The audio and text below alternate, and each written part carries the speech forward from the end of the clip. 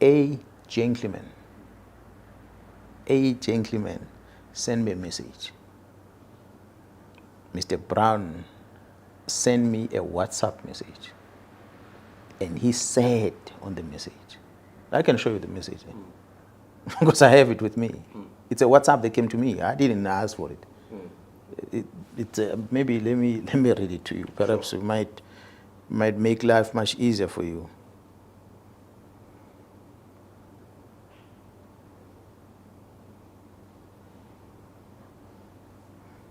His name is Brown Mkhwanazi, and I'm going to take it right there. The first message came on the 30th of September 2024, and it was sent at in the afternoon at 16:14 in the afternoon, and it reads as follows: My General, Brown Mkhwanazi from Northwest. That's a first intro. I don't know the person. I don't have his number on my phone. Nothing. An internal attempt to discredit you through defeating the end case. Yeah, that's what he said. It's a second message that came 3 minutes later, 16:17. An internal attempt to discredit you through a defeating the end case. It ended there. I did not respond until the following day when I saw the message on the 1st of October. I responded. My response was that, morning, sir, what are you talking about? What defeating case are you referring to? And who is behind that? That's a question I asked him. And that was about 7:44 in the morning, the following day, which was on the 1st of October. On the same morning, in the same minute, he responded by writing a word thanks, I assume, but without his TH and X. Thanks. And from there, same time, he sends me a KZN for factual report. A factual report which is a report that, assuming, was drafted by the commander that was on the crime scene on the eve of that attempt arrest of that prison official. And this was directed to the provincial commission, which I never received. This factual report was directed to the provincial commissioner, and this very same factual report is not signed at the bottom. Although it's got the name of the member that was in charge, but so it is a report directed to me. It should have been signed, and it's dated on the 9th of January 2024. That was a day after the incident. So which means the member who was in charge was communicating to me that as per the engagement the previous night, this is what he has done. So this was a factual report. That was never sent to you? Which I never received. Maybe it might have been processed somehow, but I never received it. And this COP one is not signed. So he sends me this. The first question is, but where will a civilian person guess this thing? I have never heard of a name, Brown Mkhwanazi, before in the police. So he sends me that factual report. And immediately, same time, he sends me the copy of OP entry. Someone took a photo of that OP entry, which is accompanying this report, which basically contains the same thing as 2 pages of the OP entry, containing the same thing that is on the OP. And after that, 7:51, the next message is, please handle confidentially. A meeting with the complainant will revert. That's his message. Next message, which he sends at 8:37, am in Lusikisiki today. Well, that's a WhatsApp message, which means I am in Lusikisiki today. And the next messages come after that. General Khumalo, DivCom, just checked your standing with him. May I introduce something else? He's still busy with the prison. Now I introduce General Khumalo. General Khumalo, DivCom, just check your standing with him. Yesterday, he pushed a negative narrative about you on the CITs in KZN. Again, the same complainant spoke with him. And then from there, he attaches a screenshot of a presentation, assuming was a confidential meeting, this one, which a crime intelligence was presenting their policies. He has a copy of that first slide. Could it be that he was in that meeting, or someone who was in that meeting took that picture and sent it to him? Well, I didn't know. So this was to him to prove that I must trust him because he's making a reference to crime intelligence. Now, my response to him was that I hope you understand. No, sorry. He writes another message again. He says, I hope you understand, will revert. Confidentially is key here. That's still him. And then I gave him a lengthy response, which was sent to him on the same date at 9:25. Maybe let me read that response I sent to him. I know that matter very well, which was an alleged operation that was conducted at the premises of a high-ranking TCS officer without a search warrant. That was a state house, which is within TCS premises. Who doesn't know that at prison there are too many illegal activities taking place?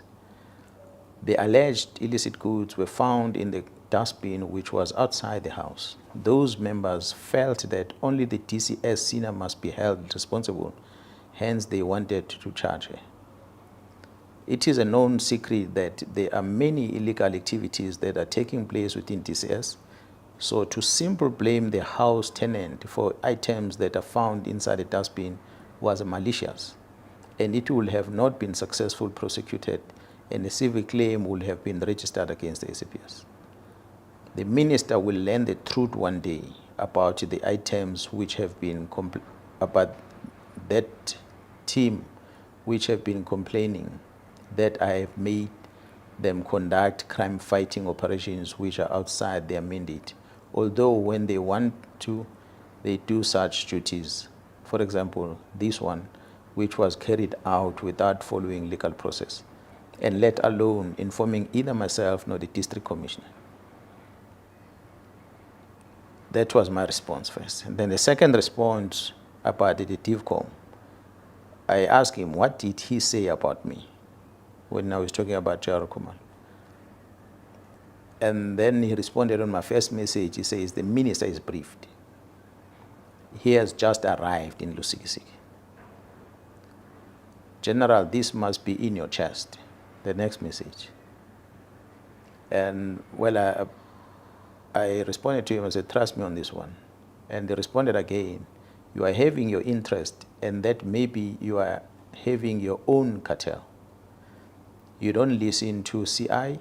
Then Masimula intercepted him, meaning Masimula was in a meeting when Khumalo was uttering these words, and Masimula intercepted him. And also spoke about your provincial CI. Remember, he is retiring next month.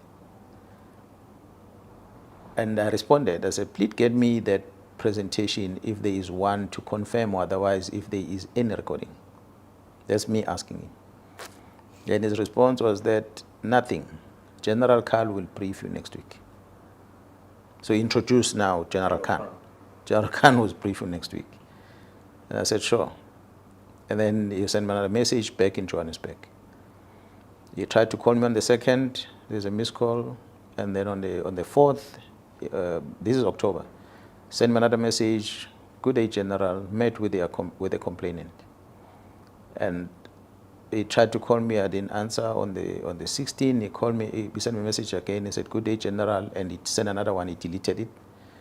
On the 30th of October, he called again for 42 seconds, and I didn't answer his call. So I never spoken to him again. He has never sent me any message again. So it was then where I wanted to verify whether this so-called Brown Mkhwanazi, who then alleges that he was a Lusikisiki and the minister is aware of these allegations that he's talking about, because I did ask him specifically about this, what he's saying.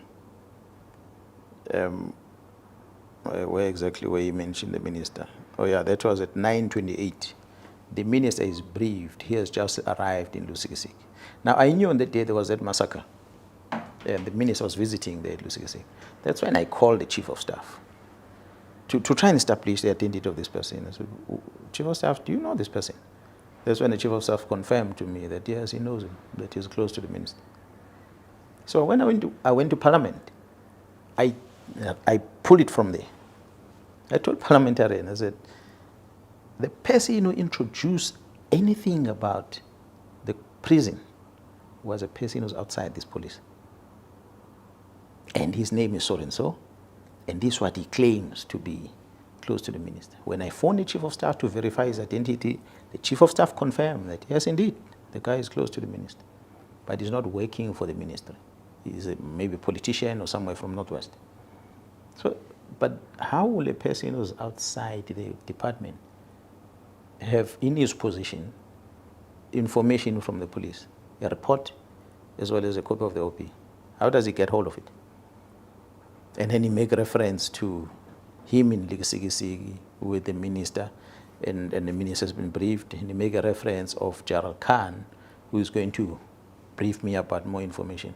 So it was just strange, but I never wanted to get involved with it. I concluded that perhaps this whole thing is coming up as a result of my acceptance of an appointment to be a presiding officer of a matter against Gerald Khan. And I believe at the time, because the lawyers were sending me emails and the likes, I started believing that, so someone perhaps wants me to back off from the case, and I will not back off from the case, because I accepted that I'm going to preside over that. There must be fairness on both sides. What is the interest of the employer and what is the interest of the employee? That's why I went for that hearing. And the matter set, and I felt that I dealt with it fairly, and I cleared Gerald Khan on all those charges that they were leveling against him. And instead, which was strange, that the charges that level against Gerald Khan, never mind the media issues that came up, but prior to that, but the charges that were leveled against him were coming from the recommendation from the IPID. It is the IPID that initiated it, that he must be charged, together with the others from DPCI. But those at DPCI, investigation was done and they were not subjected to disciplinary hearing. But Khan was. And I sat there and I listened to the matter. And I cleared him. So when I cleared him, suddenly, after that, IPID started their investigation. That's what became strange as to, but okay, IPID, you are now starting with the investigation. Could it be that my finding against Khan did not favor you? Or what is the reason? It was strange. And then they throw the minister's name on it. And again, I wrote to the minister, Minister, they're throwing your name on this thing. Is there any evidence that did you communicate with them? The minister sent me an email. He said, no, he never did that. You must ask IPID. So I had no reason not to believe what the minister is saying, because he said he never did that. They just wrote his name there, but they did not produce anything as an evidence of saying that the minister did refer this thing to them. So it remained an IPID thing. So where the IPID is going with it, there was a media statement of saying, no, it didn't come from the minister, it was a whistleblower or an anonymous complaint. And I'm thinking, how do you have an anonymous complaint on a matter that is in a public place for 2 months? Even went to the portfolio committee. We ventilated on this in the portfolio committee. Suddenly you are investigating a tip-off about that. The very same thing. The same thing that Mr. Mkhwanazi has. He has it on his phone. In September last year, a new IPID are getting it now anonymously. So for me, I just felt, you know what, let them investigate whatever they're investigating. So you hear what I'm talking about. I never mentioned Gerald Sibia, not once. The whole thing about the correctional service, it started there, introduced to me by a person who claimed to be close to the minister. The only person he mentions in the report is Gerald Khan. And I go for the hearing, and the outcome of the hearing favors Gerald, very same Gerald Khan. And next thing, the IPID, who the one that made the recommendation about charging Khan, they are now suddenly investigating this one. So for me, my suspicion on all these things about correctional service is that somebody within IPID wanted Khan gone. By all means, they wanted to get rid of him from the organization. And not only him, and the others that were recommended.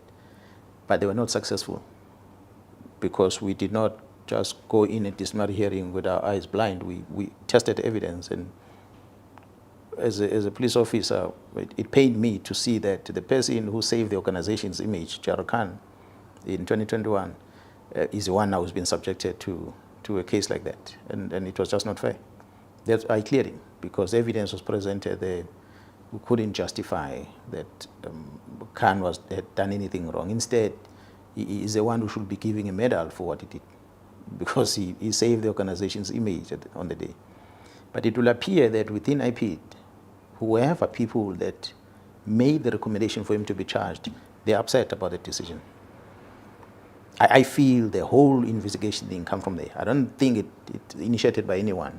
If you are saying Jairus Sibiya had something to do, whoever is spreading the rumor, I don't believe that Jairus Sibiya had anything to do with that. Not at all. I feel it comes from that institution who wanted Khan gone, because they couldn't get him out. Now they're turning their focus on me. Well, I'll take it. They can try whatever they will come up with. So if they will do this investigation, they can launch any other investigation that they want to. They've got a constitutional right to do that. I can't stop them. But the truth will always come out. So I'm not puzzled. I'm not afraid of anything. If they decide that they are going to launch an investigation, and they're welcome to do that for any other person. Of late, I heard that is also my name is mentioned on the kidnapping of that person from Watu who was kidnapped and was suspected, were arrested. They say, no, I was part of that whole investigation that I'm told it ran all the way. I know the team went following up this, and it was DPCI team, not even under the provincial commissioner. But they went to Gauteng, went to Mpumalanga province, and eventually it looks like this other policeman who was alleged to be suspect was caught in Mozambique and brought back into South Africa. Really, the whole issue about the case was handled by DPCI, until those people were released. Was DPCI meant. You know, DPCI don't necessarily report to the provincial commissioner. They work independently. So at what stage then do I become part of that? So obviously, if someone feels that they need to target me for whatever reason, I can't stop them. They can do that. But if we're to say all these are happening because of Jairus Sibiya, I'll say then no, that's not true. It cannot be. Cannot be. But if maybe there is a worry about, as you are saying, a worry about the other case that is in Johannesburg, that the team from the province political task team is assisting detective in Gauteng with that investigation, if the general feels that perhaps that investigation is directed at him, I wouldn't know. I don't necessarily know the details about every investigation that happens. Yeah, some of them I get brief, some of them I don't get brief. I don't follow investigation every single day, but I know that there's some terrible things that happen in Gauteng about other murder cases in Gauteng that seems to have been squashed somehow, that this team is picking up. That seems to be an issue, which is for me the interesting one that is coming up. So obviously there will be many people involved. That's why I said senior officers are involved. And I know for a fact that the senior officer starts from a brigadier, so there is a brigadier involved. General, with that said, and you being privy not necessarily to who's implicated, but of the investigation the political task team are doing, are you not painting a target on your back with making the statements about those certain investigations of people at national? Do you feel that it's your obligation, your duty as a high-ranking SAPS officer to look into those matters, or to have those matters dealt with? Look, let me explain again. Where does it come from that Mkhwanazi starts speaking about people who are uncomfortable about the work that is done by the team from KZN? It is simple because there's someone who influenced the minister to write a letter to the National Commissioner to disband a task team that is deployed in KZN. Someone, who the person is, I wouldn't know.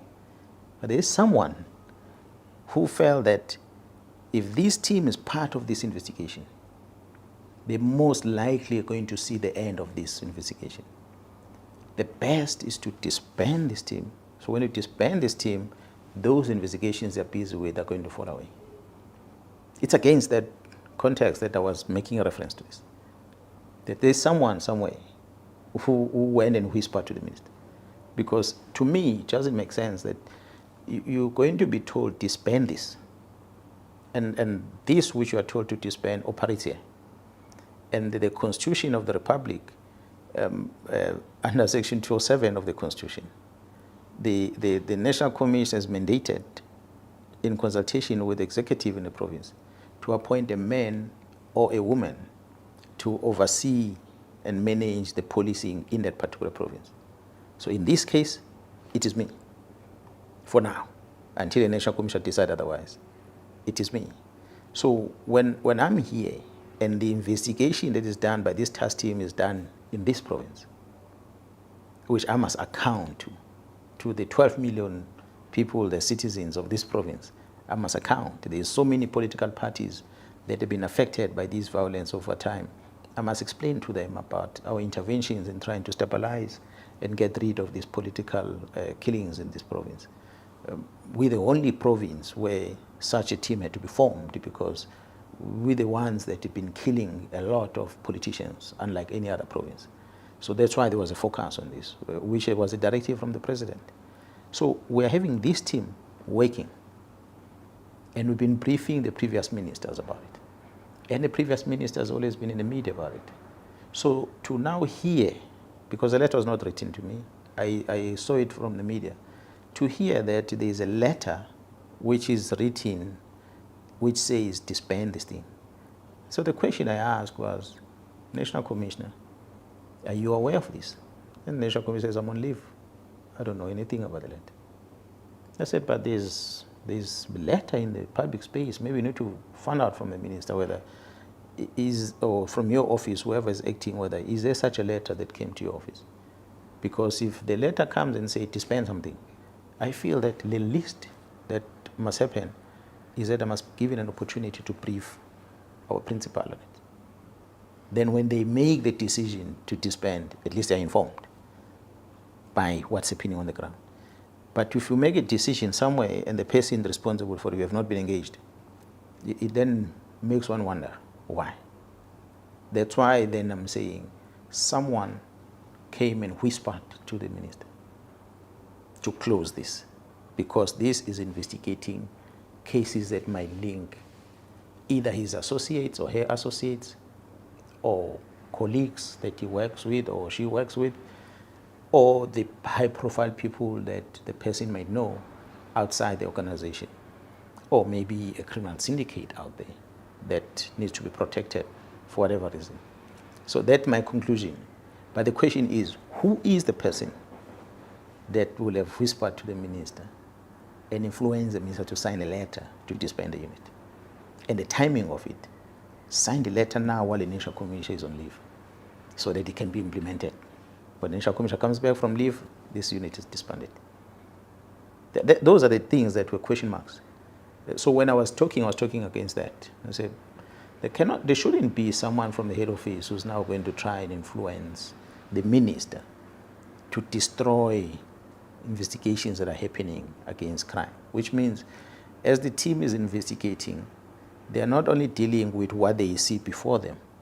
If suddenly you see a letter like this that says the very same team that is busy must be dissolved, disbanded, someone is fighting this team indirectly by using the authority of the executive to get rid of them, so that they don't do anything further. So it is that what I was fighting for, and I'm still fighting for it. So if that puts a target on my back, it's a tough thing, because the very same members that are investigating, they've got a target on their back for sure, because they are doing the investigations. So I cannot then sit back when my members are working and don't want to be part of that risk that they are involved with. I must be able to understand what risk they have and be able to divert that risk away from them so they can focus on their work. If that risk must come to me, tough luck, it's going to happen.